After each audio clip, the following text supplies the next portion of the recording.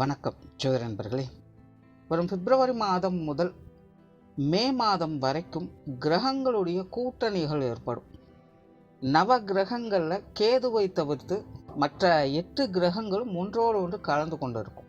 அதாவது மாத கிரகங்களும் வருட கிரகங்களும் ஒன்றாக இணையக்கூடிய காலகட்டம்.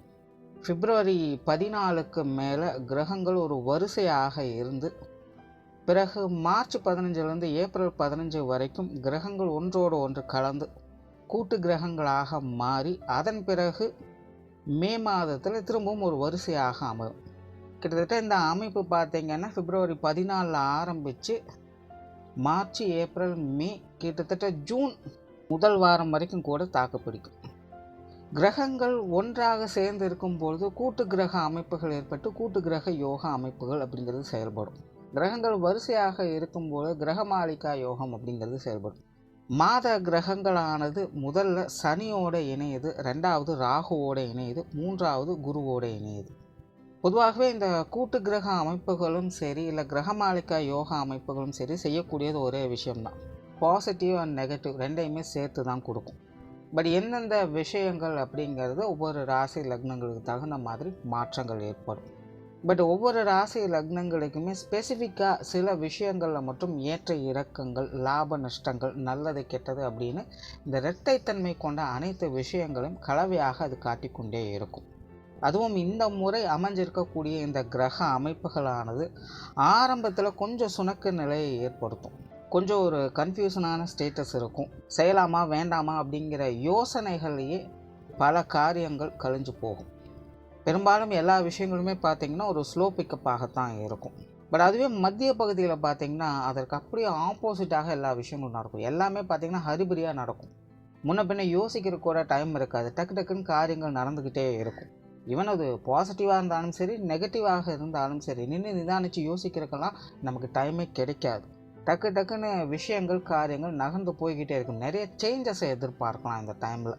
கண்ணு மூடி கண்ணு திறக்கிறதுக்குள்ள என்ன நடந்துச்சு அப்படின்னு தெரியாத மாதிரி சில காரியங்கள்லாம் டக்குன்னு மூவ் ஆகிட்டு போய்கிட்டே இருக்கும். இந்த கூட்டமைப்பில் கடைசி காலகட்டம் அப்படின்னு வரும்பொழுது ஒரு ரிலாக்ஸ்டான பொசிஷன் நமக்கு கிடைக்கும். அதாவது எப்படி இருக்கும் பார்த்திங்கன்னா, ஆரம்பத்தில் என்ன பண்ணுறதுனே தெரியாமல் முழிச்சிட்டு இருந்தோம். திடீர்னு இடையில என்ன நடந்ததுன்னு தெரியல, அறக்கப்பறக்க எல்லா விஷயங்களையும் செஞ்சு முடிச்சிட்டோம். இப்போ கொஞ்சம் நிம்மதியாக இருந்தால் போதும், அமைதியாக ரெஸ்ட் எடுத்தால் போதும் அப்படிங்கிற மைண்ட் செட்டுக்கு கொண்டுட்டு போகும். நல்லதோ கெட்டதோ, சந்தோஷமோ துக்கமோ, எப்படியோ அலைஞ்சு திரைஞ்சு கஷ்டப்பட்டு நினச்சதை செஞ்சு முடிச்சிட்டோம் அப்படிங்கிற ஒரு மைண்ட் செட்டில் நம்ம கொண்டு போய் உட்கார வைக்கும். பொதுவாக கூட்டு கிரக அமைப்புகள் ஏற்படும் பொழுது அங்கே பாசிட்டிவ் நெகட்டிவ் ரெண்டும் கலந்த விளைவுகள் தான் இருக்கும். காரணம் என்ன அப்படின்னு பார்த்தீங்கன்னா, கிரக கூட்டணிகள் அப்படிங்கிறது பாசிட்டிவ் கிரகங்களும் நெகட்டிவ் கிரகங்களும் இணையக்கூடிய அமைப்புகள் தான். தவிர ஸ்தான பலத்தின் அடிப்படையிலையும் பார்த்தீங்கன்னா சில கிரகங்கள் பாசிட்டிவாகவும் இருக்கும், சில கிரகங்கள் நெகட்டிவாகவும் இருக்கும். பட் இங்கே எல்லா கிரகங்களுமே ஒன்று சேரும் பொழுது அப்போ அங்கே ஸ்தான பலமும் அந்த பாசிட்டிவ் நெகட்டிவ் கலந்த நிலைகளை தான் அது செயல்படவும் செய்யும். ஸோ இயற்கையாகவே இந்த கூட்டு கிரக அமைப்புகள்லாம் ஏற்பட்டுடுச்சு அப்படின்னா முழுசாக நம்ம நல்ல விஷயங்களும் எதிர்பார்க்க முடியாது. அதுக்காக முழுசாக எல்லாமே கெட்ட விஷயங்கள் தான் அப்படின்னு சொல்லிட முடியாது. இந்த மாதிரியான கிரக அமைப்புகள் ஏற்படும் பொழுது தான் அங்கே அதிர்ஷ்டமும் வேலை செய்யும், துரதிர்ஷ்டமும் வேலை செய்யும்.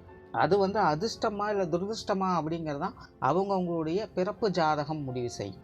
பிறப்பு ஜாதகத்தில் அவங்களுடைய கிரக அமைப்புகள் இப்போது எந்த நிலைமையில் இருக்குது அப்படிங்கிறத வச்சு அதை டிசைட் பண்ணலாம். பட் இங்கே நம்ம பொது பலன்கள் பார்க்கறதுனால ஜென்ரலாக இது எப்படி இருக்கும் அப்படிங்கிறத புரிஞ்சுக்கிட்டிங்கன்னா அதை கொஞ்சம் ஈஸியாக எடுத்துகிட்டு போகலாம். ஒருவேளை இந்த காலகட்டங்கள் உங்களுக்கு நல்ல விஷயங்கள் நடந்துக்கிட்டு இருக்குது அப்படின்னா நீங்கள் சந்தோஷமாக அதை மேற்கொண்டு எடுத்துகிட்டு போகலாம். ஒருவேளை உங்களுக்கு மோசமான விஷயங்கள் நடந்துகிட்ருக்கு அப்படின்னா நீங்கள் அதை நினச்சி பெருசாக பயப்பட வேண்டியதில், கவலைப்பட வேண்டியதில்லை. பெருசாக அதை நினச்சி ரிஸ்க் எடுக்காதீங்க, ஃப்ரீயாக விடுங்க. கொஞ்ச நாள் அது தானாகவே சரியாயிடும். திரும்ப அதே விஷயங்களுக்குள்ளே போய் மாட்டிக்காதீங்க. ஒரு 3 மாதம் பொறுமையாக இருந்துட்டு அதன் பிறகு உங்களோட ப்ராசஸை ஸ்டார்ட் பண்ணுங்கள். ஸோ அதற்கு தகுந்த மாதிரி நீங்கள் கொஞ்சம் ஃப்ளெக்சிபிளாக இருந்துட்டீங்க அப்படின்னா இந்த காலகட்டம் உங்களுக்கு கொஞ்சம் சமாளிக்கக்கூடிய வகையிலும் சிறப்பான வகையிலும் அமையும். தவிர பொதுவான வகையில் ஒவ்வொரு ராசி லக்னங்களின் வகையில் ஒவ்வொரு ராசிக்கும் ஒவ்வொரு விதமான வகையில் இது ஸ்பெசிஃபிக்காக வேலை செய்யும். அது உங்களுடைய ராசிக்கு என்னென்ன விஷயங்கள் அப்படிங்கிறத மேற்கொண்டு பார்க்கலாம்.